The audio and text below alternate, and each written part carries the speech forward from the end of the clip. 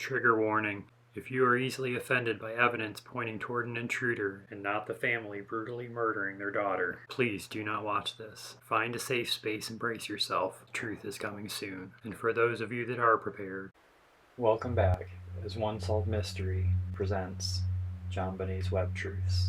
On tonight's episode, we will go over some of the more significant and those somewhat overlooked clues. And although while speaking of disclosing evidence to the public, Boulder District Attorney Alex Hunter says, "But we know that keeping it so close to our vest has made your work very difficult, has made it tedious, has frustrated you."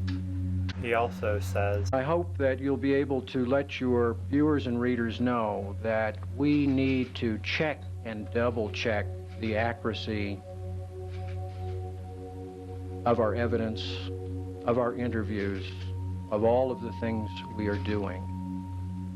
We need to double dot the I's and double cross the T's. And we're doing that, and we're going to continue to do that, and we hope that the public can bear with us, that they will understand that to do it otherwise would not be smart." I do agree that the smart thing to do is to check and double check the evidence in interviews, etc. However, the Boulder Police Department has had 25 years, and in the words of our nation's current president, "We've been patient, but our patience is wearing thin." So we're going to do this on our own, because even the late great Detective Lou Smith said on May 28, 2001 on Larry King Live, "I believe that what should be done even at this time, they have worn the Ramsey path out. I believe that perhaps they should get in fresh minds and fresh eyes, experienced people that can take a look at this case with an unbiased viewpoint. That means getting rid of perhaps even the detectives that are working on it now, getting rid of Lou Smith. Let somebody else in there that can objectively take a look at that case. Well, I am not necessarily experienced, but I have looked at this case with a fresh, unbiased objective, and although I do not have years of detective experience, I agree with Detective Smith when he says, I've been a detective for 32 years. I've never given out police evidence. In this case, I am. And I know that there will be a great deal of criticism, but I am ready to take the heat." Likewise, I am willing to take the heat, because like John Ramsey has stated, there is sufficient evidence to a trained eye that an intruder came into our home, such as the multiple marks on JonBenet, which a lot of people believe came from a stun gun, and the unidentified male DNA found in her panties, on her long johns, and under her fingernails. But we will begin with one of the best clues, one of the longest and probably most well-known ransom letters in history, and as John Ramsey has stated, It requires DNA we have the identification. killer's calling card. We have 3 pages of handwriting that this killer left for us. That's a gift. We have DNA that might be a gift. We don't know yet. And there are That other- handwriting, when we find the right suspect and get enough samples, 3 pages of handwriting will allow us to make a conclusive match. That has been stated by experts in the handwriting field. That's this the is key a to this huge whole thing, right? key and a huge gift. so let's take a look at it a bit closer. One of the most glaring clues would have to be all the movie references, starting with the phrase, "Don't try to grow a brain, John," which sounds a lot like a line used in the movie Speed, where the film's antagonist says, "Do not attempt to grow a brain." Then we have the line, "If we catch you talking to a stray dog," which is highly reminiscent of a line in the Clint Eastwood movie Dirty Harry, in which he is told, "If you talk to anyone, I don't care if it's a Pekingese pissing against a lamppost, the girl dies." Plus there is a reference to a small foreign faction which a lot of people equate to the Die Hard movies. However, I do not believe they ever make that specific reference in the movies. Then we come to the movie Ruthless People, in which the actor Danny DeVito receives a telephone call which begins with the words, "Listen carefully," gives him very specific instructions, warns him that he will be watched or monitored, and concludes with multiple repetitive threats, just like in the ransom letter. That scene goes like this. Hello. Mr. Stone, listen very carefully. We have kidnapped your wife. We have no qualms about killing and will do so at the slightest provocation. Do you understand? Who the hell is this? Is this some kind of a joke? I have no patience for stupid questions, Mr. Stone, and I don't like repeating myself. Do you understand? All right. I'm sorry. Please continue. You are to obtain a new black American Tourister briefcase, model number 8104. Do you understand? Yes. In it, you will place $500,000 in unmarked, non-sequentially numbered $100 bills. Do you understand? Sure. Monday morning at 11 a.m., you will proceed with case in hand to Hope Street Plaza and wait for a phone to ring. You will receive further instructions then. Do you understand? Yes, I do. You will be watched at all phases of execution. If anyone is with you, or if any action is not carried out to our complete satisfaction, it will be considered an infraction of the rules, and your wife will be killed.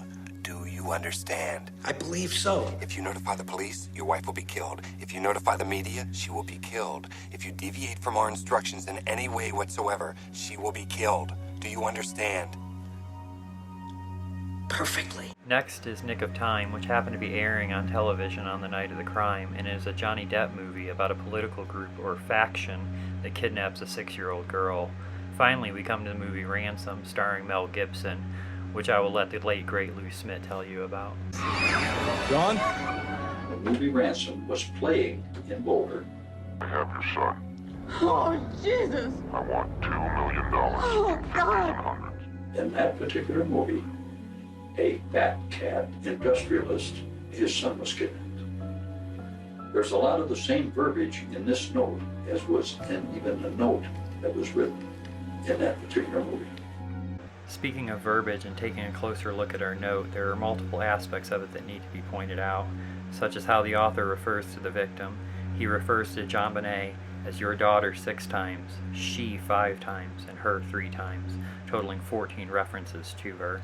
However, does not use her actual name once, indicating to me that the author either did not know her name or know how to spell it, or she was not actually the target in this attack. But he did not use JonBenet's name. He or she certainly did not. I don't know what your point is with that. They may not have known the name of the child. Where on the other hand, the author refers to her father a total of 39 times. 24 times he says you, 11 times he says your. Of course, he begins the letter specifically addressing Mr. Ramsey solely, as it is known that a practice letter starting with Mr. and Mrs. Ramsey was also found. And then the author concludes the letter using his first name 3 nearly consecutive times, stating, "Don't try to grow a brain, John. Don't underestimate us, John. And it is up to you now, John." However, the author does not appear to actually know Mr. Ramsey very well, as he states, "Use that good southern common sense of yours," and John is not really from the South. But they may have known that he had moved his company to Boulder from Atlanta, Georgia, where he had also met and married his then-wife, Patsy. Continuing our examination of the ransom note, I will point out that the author uses singular pronouns, I and my, a total of 4 times. However, uses the plural pronouns we, our, and us 13 times. The author starts the letter stating that he is just a part of a larger group of individuals. Then he states that there are 2 men watching over JonBenet and not to provoke them. This indicates to me that this is not just a fly-by-night loner, possible pedophile working on his own, who just happened into the Ramseys' home that evening. Then we come to the bizarre ransom amount of $118,000, which in itself is a pretty odd amount of money to ask a millionaire for. But what I found to be of particular interest is how they specifically requested the amount be divided into $100,000 in $100 bills and the remaining $18,000 in $20 bills. Pay attention to the fact that the author used the words "the remaining" when referring to the $18,000. There was no need to say the remaining. He could have just said $100,000 in $100 bills and $18,000 in $20 bills. The fact that the author refers to $18,000 as the remaining amount will come into play in an upcoming episode, so make sure to stay tuned. But now we will get into the specific packaging instructions given to Mr. Ramsey for the ransom money. The ransom note states, "Make sure that you bring an adequate sized attaché to the bank. When you get home, you will put the money in a brown paper bag," which I have to assume he is meaning a lunch-sized brown paper bag and not a grocery-sized bag, because as you will see, when you take $100,000 divided by 100, that only equates to 1,000 actual bills. Furthermore, when you take $18,000 divided by 20, that only equals 900 bills. Adding the 2 together equals 1,900 total bills, and since each bill is only 0.0043 inches thick by just over 2.5 inches wide and 6 inches long, but if you take 1,900 bills multiplied by 0.0043 inches thick, That only makes the stack of cash just over 8 inches tall, which makes just about any bag an adequate-sized attaché. But back to our ransom letter dissection, there are 2 clues that indicate this may have been business-related, starting with the line, "We respect your business, but not the country that it serves," and concluding with the line, "You are not the only fat cat around," which indicated to me that this heinous crime likely had something to do with John's business, Access Graphics, and either a disgruntled ex-employee or jealous competitor was likely responsible, which is exactly what the pioneer of criminal profiling, the mindhunter John Douglas, thought also, but I'll let Mr. Ramsey himself break it down for us. One of the world's leading profilers, John Douglas, has said that this killer was angry with me, or he was very jealous of me, and this was an anger or jealousy that was acted out against me. Instead of taking it out against you, he kills your child. Sadly, yeah. So in addition to a likely business vendetta, the ransom note also discusses a lot of monitoring and surveilling, including the comment, "You and your family are under constant scrutiny," and then adds in as well as the authorities, as if it were an afterthought or a cover-up. Why would they not say, "You, your family, and the authorities are under constant scrutiny"? Furthermore, why did they use the term scrutiny? Isn't surveillance the proper word? Perhaps the author or a person dictating a letter was feeling scrutinized themselves and mistook the word as a Freudian slip, or possibly did it intentionally to indicate scrutiny that they were experiencing. Back to the topic of authorities monitoring and surveilling, the author discusses tipping off police, FBI, etc., and then informs us that they are familiar with law enforcement countermeasures and tactics, which made me wonder if they may actually have ties in law enforcement, such as the local police or other local agencies, but I digress. And move along to our next tangible piece of evidence, the knots used in the making of the garrote and the wrist restraints, which a lot of people equate to the perpetrator as possibly being part of Boy Scouts of America, as the knots used were rather complex and difficult to replicate. This garrote was constructed pretty sophisticated way. Somebody has to have took some time to do that. But the Boy Scouts of America also carry the motto, "Be prepared," which leads me into our next significant clue, which any prepared Boy Scout would know: to bring a flashlight when planning on doing anything at night and in the dark. And this potential Boy Scout was extremely prepared, as it is a well-known fact that this particular flashlight and the batteries inside were also void of any fingerprints. This flashlight would be the topic of much future discussion. As Detective Lou Smith questioned John Ramsey in June of 1998, Detective Smith says, "Okay, I'm going to show you a photograph that I've got out of labeled book 4, and I'll show it to the camera, and I'd like it if you can to tell me what you see there." Mr. Ramsey says, "Well, it looks like a mag-like kind of flashlight there, but that looks like maybe a plane or something." Detective Smith says, "Does that look the flashlight that you have, or does?" Mr. Ramsey says, "I mean, it could be. It looks a little bigger than the one I had, but it could have been the same one." Smith asks, "Were you ever shown the flashlight?" Ramsey says, "No." Smith asks, "Where does that flashlight appear to be here?" Ramsey says, "Well, it's on the kitchen counter." Smith asks, "Can you point on the diagram where that is?" Ramsey says, "It's right here. Something is right there." Smith asks, "Do you have any idea how it got there?" Ramsey says, "No." Smith asks, "Did you put it there?" Ramsey says, "No, not that I recall." Smith asks, "Did you use a flashlight at all that morning to look for JonBenet?" Mr. Ramsey says, "I don't think so. There was no reason to turn the lights on. I wouldn't even bet that our flashlight worked. If I were to bet, I'll bet it wouldn't work. We just didn't keep up with that." Which makes me think John Ramsey was likely never a Boy Scout, as that does not seem that he was very well prepared. But Detective Smith continues by asking, "When you had that flashlight, did you ever put batteries in it? Do you remember?" Mr. Ramsey says, "I might have once. Certainly, probably initially. We have a flashlight in the car also, but it's a smaller thing." Smith asks, "Was that a mag light?" Ramsey says, "Yeah, it was a smaller one. You've got to show this to John Andrew. He might remember because he bought it for me." Smith asks, "Do you know when he got it for you?" Mr. Ramsey says, "No, it was like a Father's Day or birthday or Christmas present. It may have been a year or two before, and it looks kind of big, but it could have been the same one. Although I do not believe that it was. as I've been told that the Ramseys found theirs shortly after while unpacking after their move back to Atlanta. Later in the interview, Detective Smith says, "Okay, we will just go on to the next photograph. I am going to show you a photograph. This will..." You had described your flashlight before, the one that you had, and we had a photograph on the counter of a flashlight, and we discussed that before. I am going to show you another photograph and have you take a look at that. See if that looks familiar to you. That's a photograph of a flashlight, and I don't have a number associated with that. Mr. Ramsey says, "Well, it's dirty. Mine was hardly used. You know, it was completely black. I don't know what the scale is here. Is that 3 feet, do you suppose? Or maybe it's dirty. Mine was not dirty." Detective Smith asks, "Is that a similar type flashlight as to what you..." Ramsey interrupts, "It is similar if that's a metal case, and it looks similar. The end looks a lot different. The end where the batteries is in. It looks similar, but it's very dirty. Mine was... I don't think mine ever got used. It was just in the drawer." Smith asks, "Just another question to touch on the flashlight. You have seen the photograph before of the flashlight on the kitchen counter. Do you have any idea how that got there? Have you thought about that?" Mr. Ramsey says, "A little bit, but I didn't have a flashlight that morning." "No, I don't. I mean, there was a lot of chaos going on and the kitchen was kind of ground zero. So the police could have left one of theirs or whatever, but no, I don't.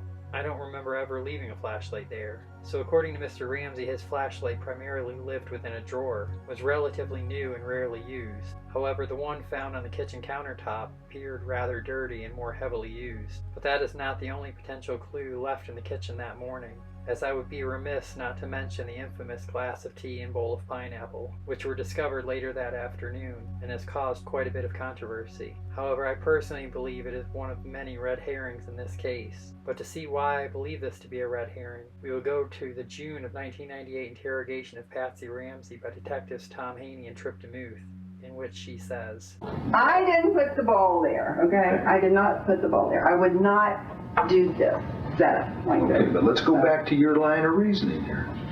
If they weren't, now, talk to me. Okay. Look at me. If they're not yours and they're not John's, then they would be somebody else's. Right.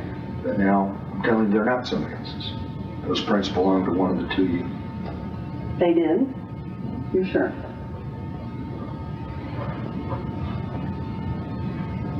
Well, I don't know. I did not put that there. You know, sometimes the simplest, most obscure little thing can be so significant. Right. I did not feed JonBenet pineapple. Okay. So I don't know how it got in her stomach. I don't know where this bowl of pineapple came from. I can't recall putting that there. So Patsy says that she did not put that bowl there, even though her fingerprints are apparently on the bowl. However, she lives in the house and likely touched it while putting it away. And although Detective Haney says sometimes the simplest, most obscure little thing could be so significant, it could also be very insignificant too. But let's see what John Ramsey had to say about it. While being interviewed by Detective Lou Smith at around the same time, Lou says, "I'm going to straighten out the picture, so we'll want a close-up of everything. This is a photograph of 417. What does that represent there?" Mr. Ramsey says, "Well, it's a large spoon, not a teaspoon. It looks like Patsy's good silver. I guess that could be pineapple, I can't tell. But it could be. Some people, something pineapple to make it old, and there's this tea bag in an empty glass. I can't tell, but it looks like there is some milk or something." Detective Smith asks, "Who do you know would eat pineapple like that? Do you have any idea?" Mr. Ramsey says, "Well, the kids like pineapple, but that's a big bowl and this is a big spoon. And I can't imagine that the kids would have something like that at any time. Certainly not with iced tea, I don't think. They don't even drink iced tea. I think they do not. Something, yeah." So John seemed to find it odd that it was a large bowl with a large spoon, which appeared to him to be a piece of Patsy's good silver, and a tea bag in a glass cup, when he believed his kids did not even drink iced tea. Now I would have to agree with him that this seems to be an odd setup for any child or member of the family to have used. But let's see what Mr. Ramsey had to say to Detective Lou Smith when asked about pineapple. What have you heard about the pineapple? Well, we were asked, did JonBenet eat pineapple, and because apparently it was found in her system. I think part of the question was, what did she eat it in when she got home? I'm sure she didn't, because she was absolutely sound asleep. So he swears she was sound asleep when she got home and was not fed pineapple there. Nonetheless, it did not stop the media from claiming pineapple alone was found in her stomach. For example, another apparent contradiction comes from reports that JonBenet had some undigested pineapple in her stomach that she must have eaten within a couple of hours before her death. There was no pineapple served at the parties the family had attended that Christmas night, so some believe she must have had it when she got home. If true, that would seem to contradict earlier accounts by her parents that she was carried into the house already asleep and put directly to bed. Which led me to an interesting discussion on Reddit between posters 43 Holding and Admiral Barr, in which 43 Holding is responding to a post in which someone says, "It is my understanding from my neighbor and friend who claims to have been the BPD advocate supervisor at the time that they are not allowed to disclose a thing about their observations at the crime scene. Not even if they brought the pineapple. I'm having trouble believing this because she made such a big point in emphasizing it." 43 Holding says, "I think you're right. Some of what Schiller wrote in his book, which was one of the first books written about this case, has since been found to be inaccurate. He used a lot of information from the Boulder PD, some of which we later found was not completely accurate. I've wondered about this from Perfect Murder, Perfect Town. As the morning wore on, the victim's advocates, Jedimus and Morlock, decided to go out and get bagels and fruit for everyone. Not to say that the victim's advocates didn't do this. They very likely did, but if so, why has so much focus been made about the pineapple?" To which Admiral Barr says, "Why was so much focus placed on the pineapple? Because it was in JonBenet's stomach?" And 43 Holding replies back, "Although it may not, and most probably was not, the pineapple that the victim's advocates brought, which may have been put into the bowl on the table and photographed by the BPD, according to the coroner's observations written in his autopsy report, JonBenet's stomach contained fragmented pieces of yellow or light green tan vegetable or fruit material which may represent fragments of pineapple. Actual laboratory testing had not been completed at the time the coroner's report was written, and then we find that 10 months later the contents of her stomach, actually digestive tract, were analyzed by experts at the University of Colorado, which included the findings of cherries, grapes, etc., and this report was not turned over to the BPD until January of 1998. And that comment further questioning, was it pineapple or fruit cocktail in JonBenet's intestinal tract, came from something Paula Woodward said on page 154 of her book, We Have Your Daughter, which states, "The exact material in JonBenet's stomach and intestines was first discussed with experts at the University of Colorado on October 15, 1997, according to BPD report number 1-1156, more than 10 months after JonBenet was killed. There are reports about the contents of her stomach / proximal area were given to the Boulder Police Department more than a year later in January of 1998, according to BPD report number 1-1349, 1 year after JonBenet's death.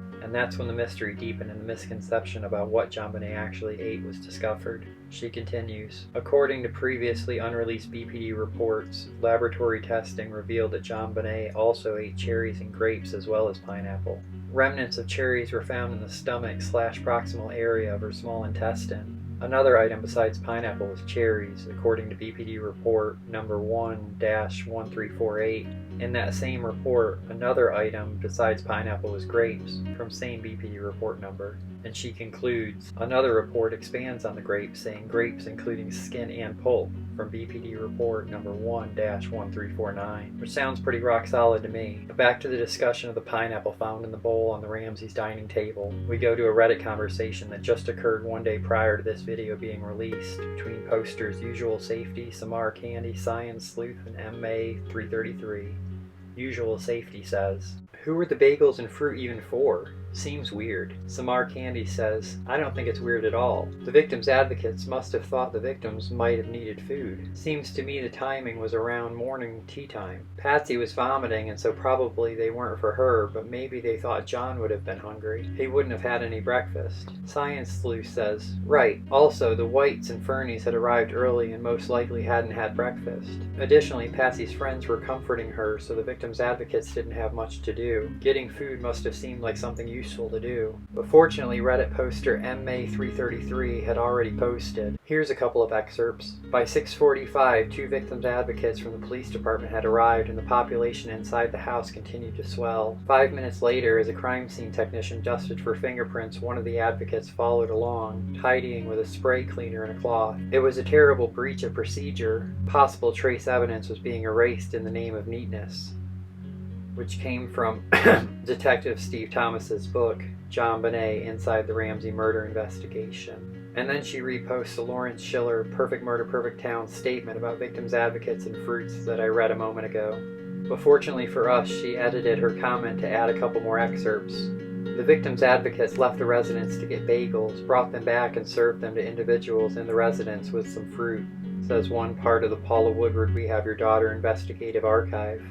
And crime scene investigators had wrapped up their processing of the first floor of the home. Victims' advocates Grace Morlock and Mary Lou Jedimus had followed them around, cleaning up the mess left by fingerprint powder. Family friends were still in attendance, continuing their attempt to console Patsy Ramsey, and had used the kitchen to prepare food and snacks for the group.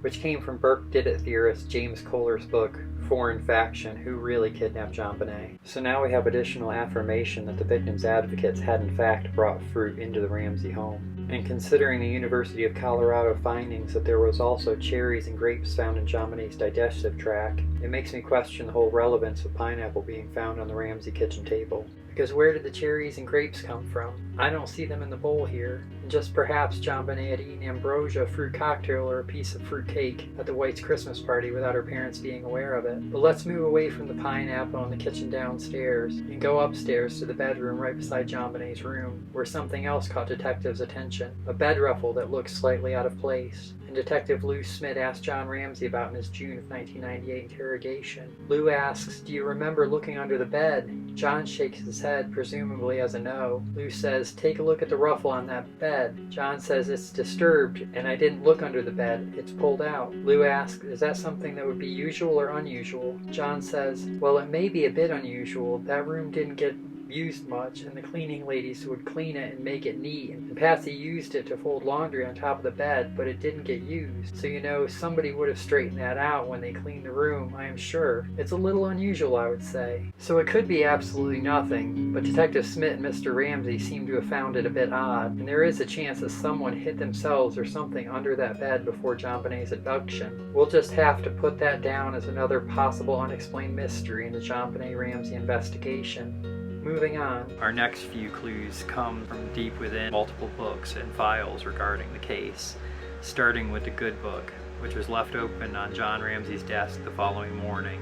And we first hear about when Boulder Police Detective Steve Thomas is interviewing John Ramsey in April of 1997. And while trying to theorize why the ransom demand was for $118,000, John says, "The only other logical theory that I've heard is this one that apparently you found a small book, or a Bible, with some verses circled.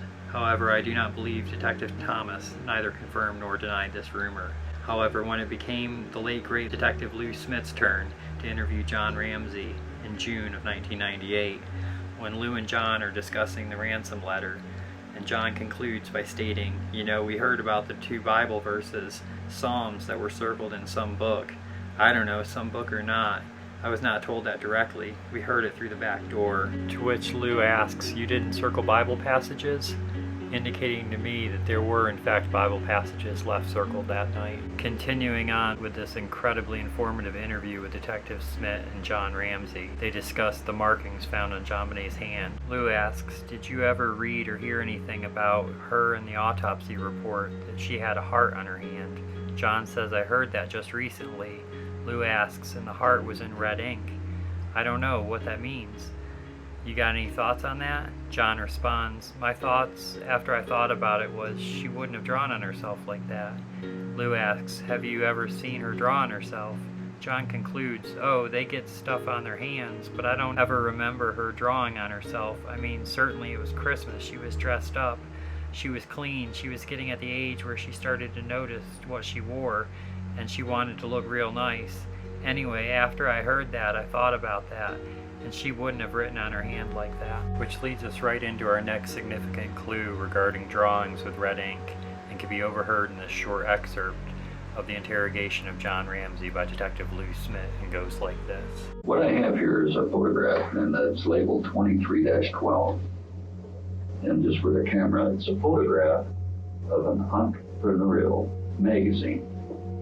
And it was found at the scene, and it's something that kind of caught our attention from the standpoint that there's writing on this. And take a look at that. That's weird. What did you say that, John? Well, it's got red ink, it's got no written on 3 faces, one of whom was the guy from Corporate Express, I think. The other 2, I don't know. What does it say? Heart? 2 hearts? Or where was this found? It was found in a house. I'm not sure of the exact location. It's a piece of evidence that was taken that morning. No, have you ever seen that before? No, absolutely not. I'm sorry, I misunderstood. Did you say it was found in the house rather than Ramsey's house? In the Ramsey's house. Okay. Mm-hmm. What do you see on that picture, John? Have you ever seen that article before? No. I don't think I ever have. Can you describe the writing on it? It looks, I can get a bigger blown-up copy of that. It's weird, just weird. It's in a folder of some kind. Well, I don't know. I mean, this was a very nice event and a nice award, but it wasn't a big deal for me. And I don't even know if we saved any of the stuff. It was a nice thing, but it wasn't. But that's bizarre. Here we have what I believe to be an internet armchair detective's depiction of said article. It came from a Facebook page called JonBenet Investigation, which I believe is ran by a particularly zealous gentleman named Roscoe J. Clark, and kudos for that. However, I believe that while interrogating Patsy Ramsey, Denver Police Detective Tom Haney points out what it actually says. He does that by showing her a picture of that article and saying, we've got the no on this one, and this is just, we have a heart, and then we have Patsy says an X. Detective Haney says, or a Y. Patsy says, Y. Detective Haney says, would be a Y-E-S and a heart. Patsy says, oh, Y-E-S. No. Yes. I don't know. I've never seen this before. But back to the interrogation of John Ramsey, they are speaking of the marks found on the right side of JonBenet's face and the particular brand of stun gun that Detective Smith believed was used. Ramsey's private investigator, David Williams, says to Detective Lou Smith, could I ask a question? Is there a standard dimension of how far the probes are apart? Lou says no, and that's why you can narrow things down a little more to certain types. This is an air taser. Have you heard of that name before? John says no, I have never even seen this. The Ramsey's attorney, Brian Morgan, says, I take it that's one of the ones that you have not been able to eliminate. Lou says right. Mr. Morgan asks, and that's the name of the brand. Lou answers right, and with this particular brand, it requires a registration also. And I have picked up some names. Someone says, I was going to ask about registration, and Lou says a lot of them aren't registered. Fortunately, however, I am more concerned about those that were registered within the county, such as those registered to the Boulder Police,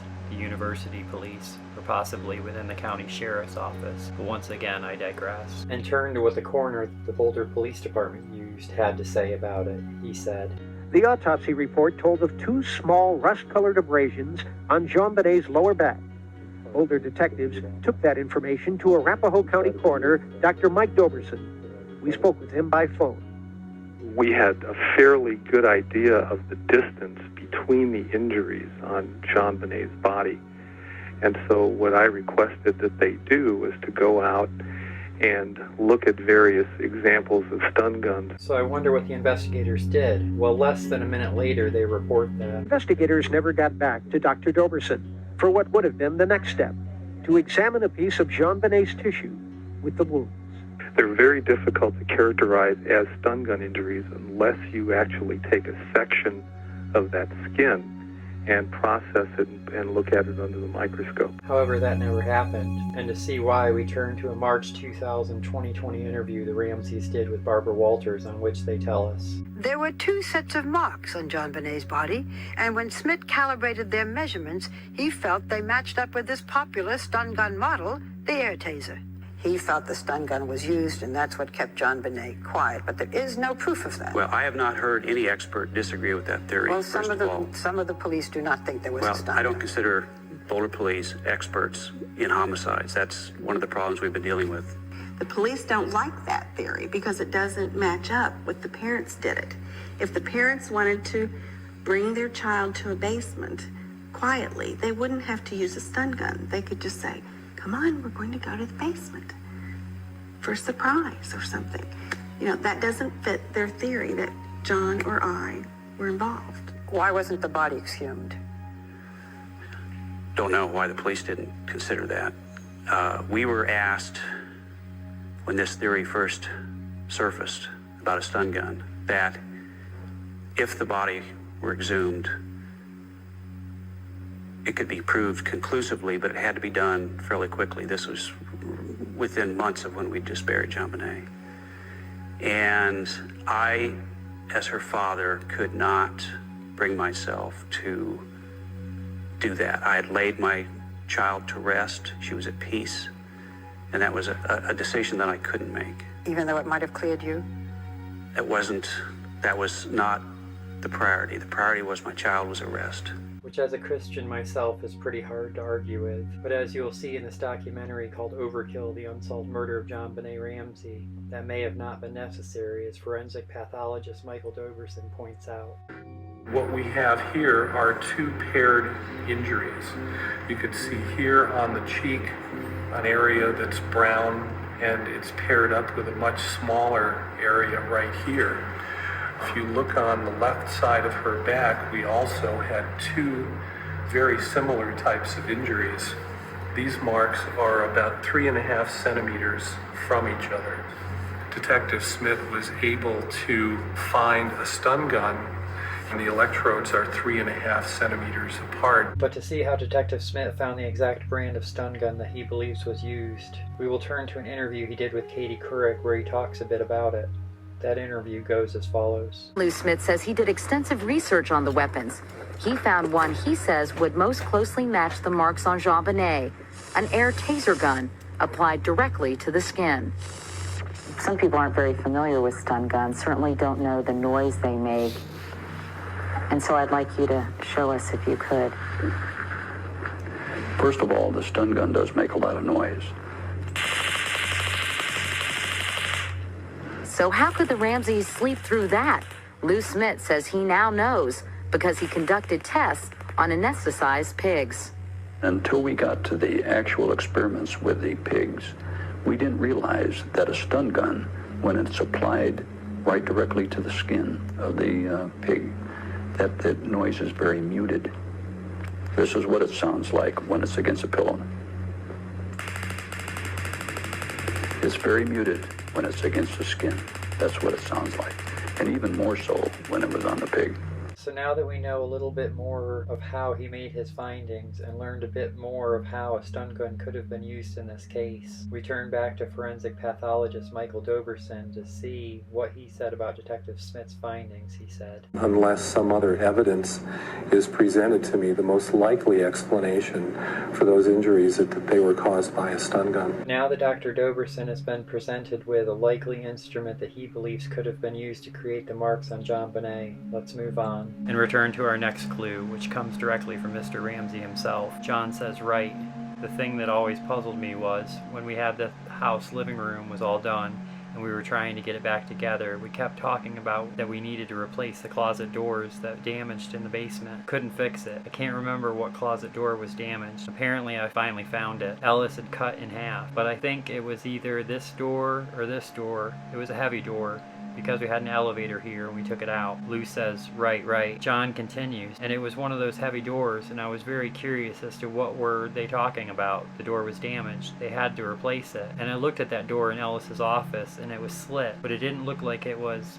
my suspicion was that it was an elevator door that you can open from the outside, but I don't think you can open it from the inside. So I was just wondering, what if something got in there and couldn't get out? Did they, Lou interjects, push it? John says, push and break it open.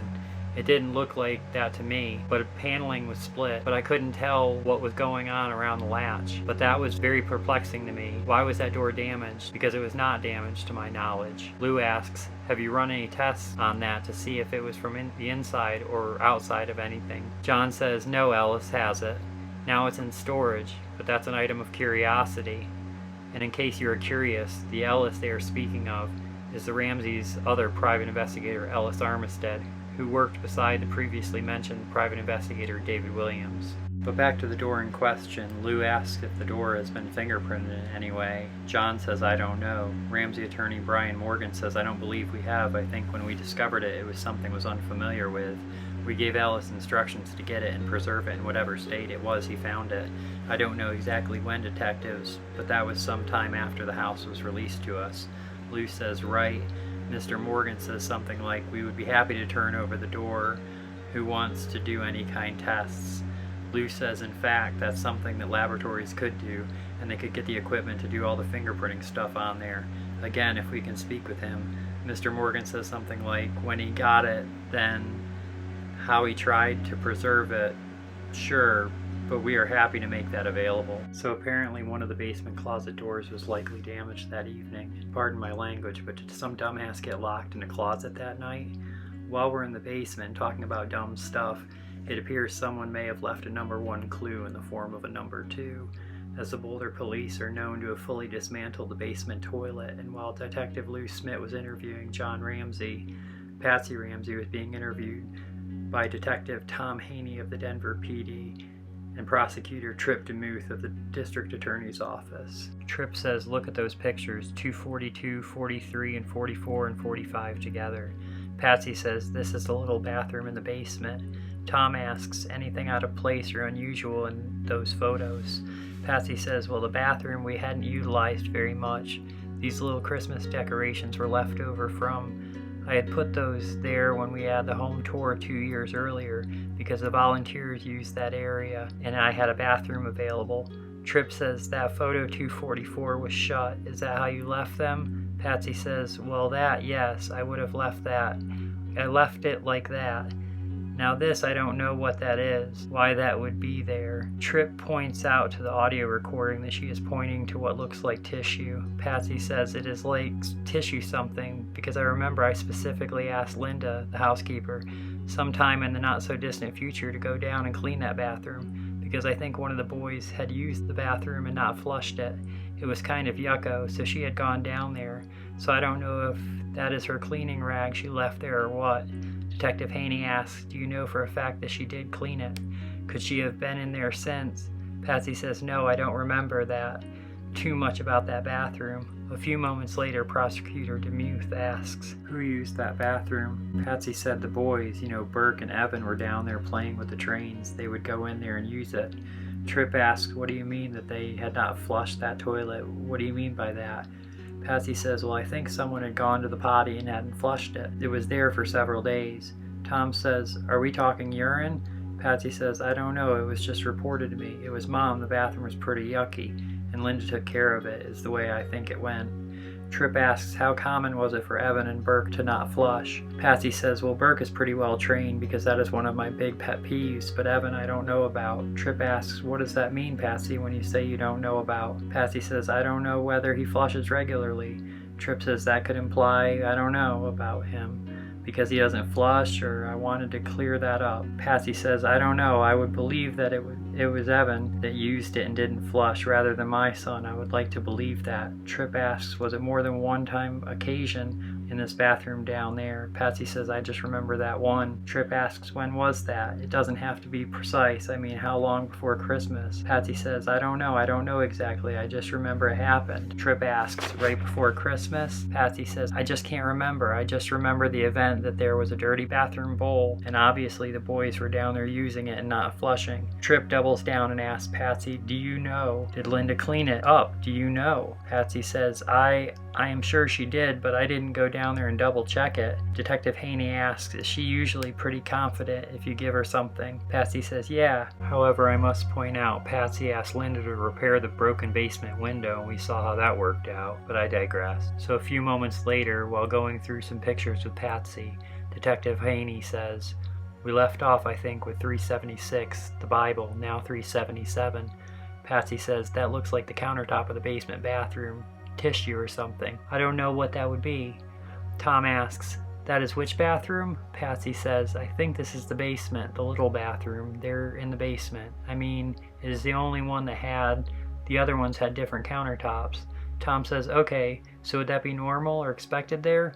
Patsy says, well, I just told you, you know, the boys usually, it looks like Burke has been in there or somebody was there with an airplane in there, but I don't know what would be blue. I don't go down there much, if ever. So according to these transcripts, there was an unfamiliar tissue of some sort, something blue and possibly a model airplane, and an unflushed toilet left in the basement bathroom on that evening.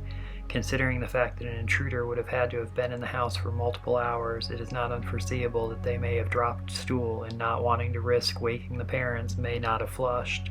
Fearing the sound may have radiated through the pipes, as they sometimes do in older homes. What is known is that the Boulder PD had enough interest in that toilet to have searched the entire sewage line, and forgive me, but I can't help imagining it having looked something like this.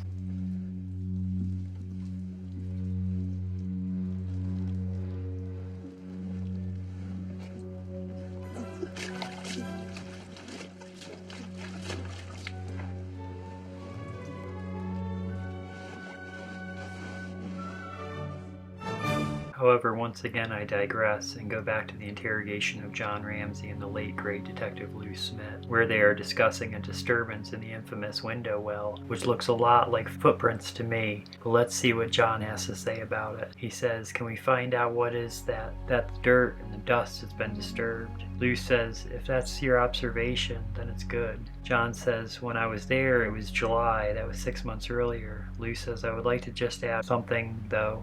Before we move too much further, I would like to do that. The wind was very strong in that area. Is it possible that the wind could have done this? That it could have blown into the, John interjects, disturbed the, and Lou says, right. John says it would have blown a lot of dust in there. Something to clean it off. I mean, there was a nasty window well with spiders. It was just dirty.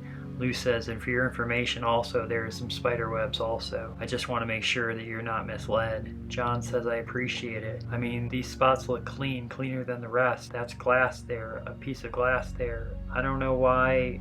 I mean, if there's enough wind, it kind of kicks things up. I don't know why this would have been cleaner than the next two. I wouldn't have been down there for 6 months. I would have expected a more uniform something. That kind of an odd state to be in too. I agree with Mr. Ramsey on this. That does appear to be in an odd state, considering no one is supposed to have been down in there in the previous 5 to 6 months. However, Detective Steve Thomas tends to disagree when he states downstairs in the basement another technician examined the broken window. 3 windows, each 18 by 13 inch rectangles, were in a row. The top left pane in the center window was broken and the screen was off. The tech noticed pieces of glass outside the window and a scuff mark on the wall. The dust, film, and debris on the window sill were undisturbed. A few chapters later, he says, Lou Smith was certain that another photo showed a footprint at the bottom of the window well. We would later clear away the leaves and debris and take new detailed photographs. The footprint was a blemish in the concrete. Well, I would love to see those photos because those clearly look like footprints to me.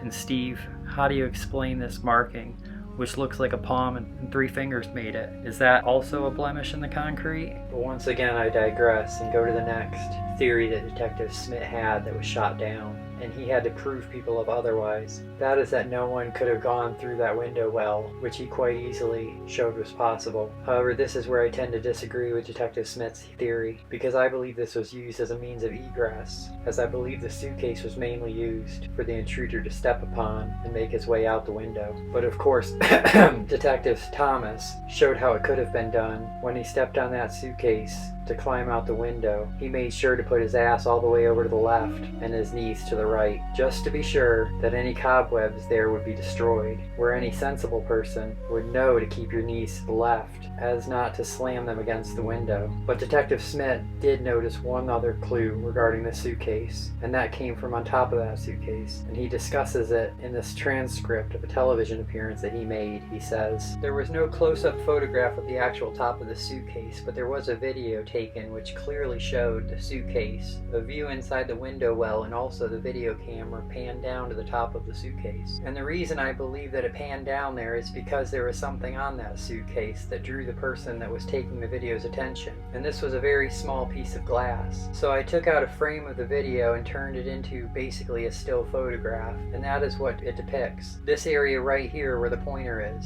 in that area there is a very small, tiny piece of glass. It is almost the size of a pea, even a small pea. Now that may not mean much when you first look at it, but it tells me a couple of things. Number one is that if that suitcase would have been moved a lot during the course of the evening, that would have fallen off. So that suitcase was probably not moved too much before that piece of glass was put on there. The second thing it tells me is that many times in working burglary scenes and where entry has been gained, even on homicides, we always have search warrants and searches for the shoes of the suspect, because many times if a window is broken, they do walk in the glass, and glass is on their shoe, and many times a piece of glass just like this can come off the bottom of a shoe. If you look at that photograph for any length of time, you're going to see something else that is on that photograph, and I didn't see it right away either. If a person stood on there, there should be some disturbance on the top of the suitcase. If you look very closely with a higher setting, I am going to back that up just one. If you look very closely, you are going to see an impression on the top of that suitcase. Something disturbed the dirt and debris on top of that suitcase. There wasn't much debris on it to begin with, but something caused these marks to be on the top of that suitcase. With a high contrast setting, you can see it much clearer. Something disturbed that. Was it somebody standing on the suitcase for some reason? Did someone stand on that suitcase? All I can say is that the photographs tell a story. You just can't throw it away. Is it another little piece of evidence that is part of this crime scene? Well, fortunately enough, I was able to find that exact screenshot that he was speaking of, and there is the small pea-sized piece of glass that he was referring to. But Detective Smith had many helpful observations, including this one outside of the home, relating to the snow on the ground and the lack of footprints in the snow, which turns out to be just another red herring, as he demonstrates while looking at pictures of the outside of the house that were taken on the morning of the suspected kidnapping, in which there is no snow on the southeast side of the home. And he also shows us there was no snow on the south side of the home where the window well is located. And even further, there was a clear escape path on the back southwest corner of the house also. But since we were on the conversation of footprints, we will go back inside, into the deepest, darkest depths of the basement where JonBenet was found. And on the ground beside where the body had been found, there were unidentified footprints found, which were further discussed by one of the Ramsey's private investigators, John St. Augustine, on Geraldo at Large,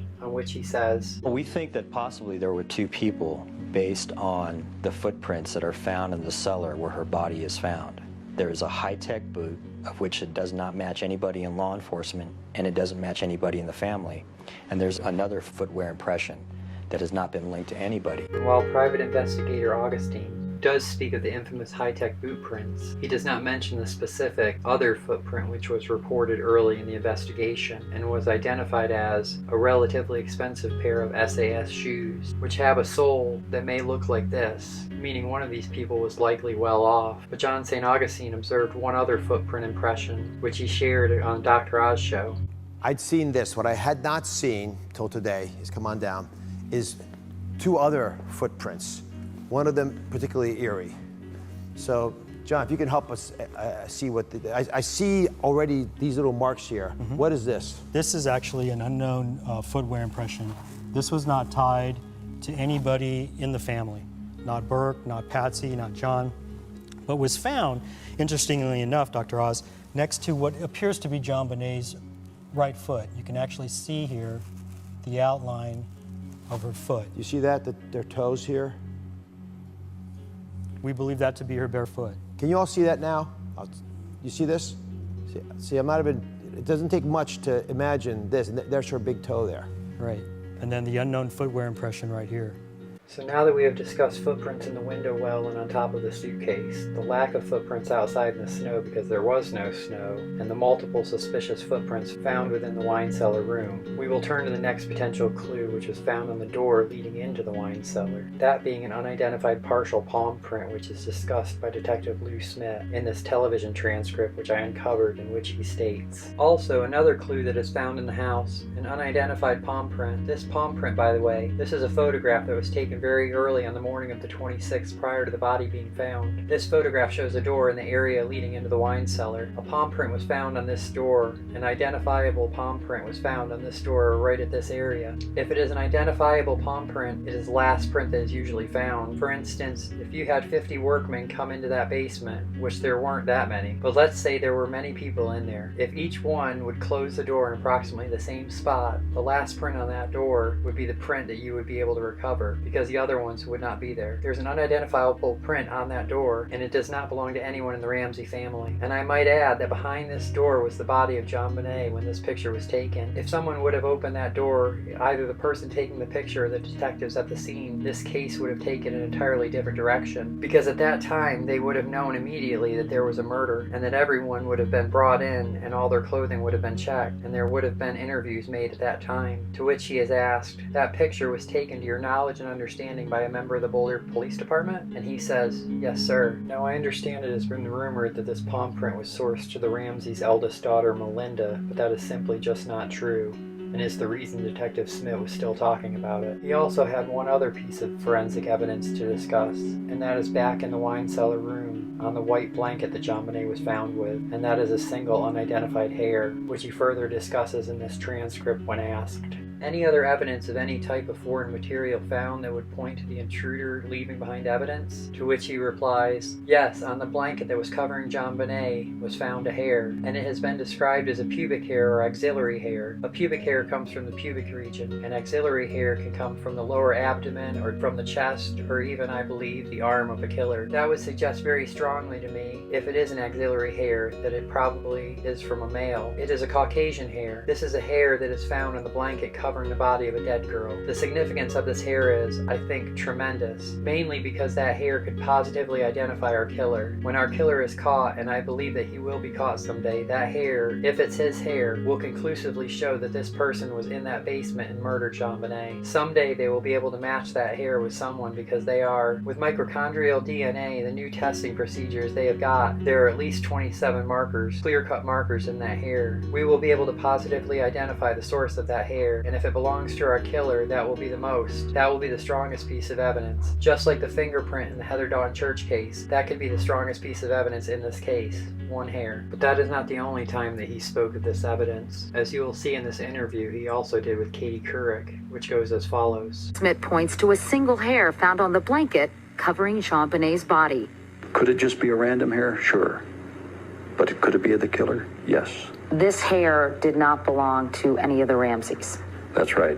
So it could be nothing, but I know something that should be something, and that is the infamous unidentified DNA that was found in JonBenet's panties and under her fingernails, which the Boulder police knew of. But as Detective Smith tells us on this recent 2020 special, they knew at the time that there was DNA and that it was not from Ramsey's DNA. However, that did not seem to change the Boulder detective's stance until nearly 12 years later when... New technology helped exonerate the Ramsey family. Touch DNA analysis found the DNA of an unidentified male on JonBenet's long johns. It matched DNA that was found earlier on her clothing. And under her fingernails, which controversially, for some reason, led to... Boulder District Attorney Mary Lacey sent a letter to Ramsey exonerating him and his immediate family in the murder of JonBenet in 1996. Lacey also apologized to the Ramsey family for the scrutiny they were under during the investigation. And although that was apparently a hard pill for some people to swallow, it led to John Ramsey being able to tell Oprah that. We knew without a doubt that now we had good, solid DNA, which is really what the solution of this case is pinned on now. And how is this DNA different than other DNA? Well, it's not, and that's the good news. There was DNA. We knew there was DNA all along. The police didn't really pay attention to it. When the district attorney took the case over, they did pay attention to it, extracted some samples from some of JonBenet's clothing that gave them enough to put in the database. What this new testing did was, and it's a kind of a new technology called Touch DNA, they found more of the same DNA in other parts of her clothing, and so it just was overwhelmingly conclusive that this was indeed the killer's DNA. Wow. And when the killer of JonBenet is finally identified, it should provide irrefutable evidence of his guilt. But for now, I will conclude this episode of JonBenét's WebbTruths. Don't forget to like, share, subscribe, and hit the notification bell for updates. And make sure to tune in for our next episode, where we go over eyewitness accounts related to this investigation. So we'll see you on the next episode, as we get one step closer to identifying the horrible monster responsible for this heinous crime.